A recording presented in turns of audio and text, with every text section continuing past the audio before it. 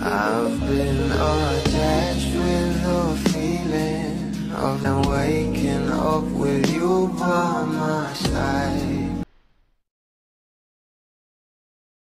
Alam naman natin na ito ngang si Moira ay isa nga rin sa guest ng ating Bel Mariano sa concert nito na Believe sa Soler, na kung saan ay sobrang ganda at lambing talaga ng kanilang mga boses.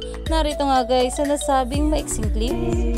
Cause no matter if the blue skies turn to gray, there's a ray of sun that's bound to light our way. At dito naman guys, talagang itong si Moira ay nagbigay nga ng mensahe para sa ating Belinda na sobra talaga siyang namangha sa ating Bel. Narito nga guys sa nasabing video.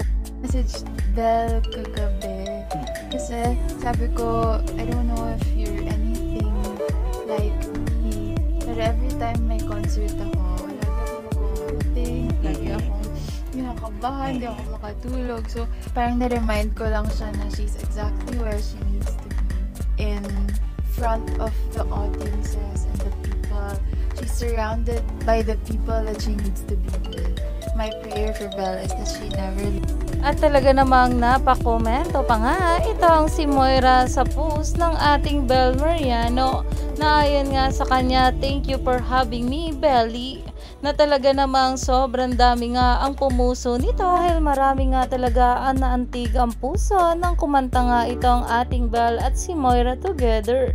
Kaya naman stay tuned lang tayo for more updates sa ating Donnie at Bel sa mga susunod pa na ayuda. Lalong lalo pa nga at marami pa tayong dapat abangan sa dalawa.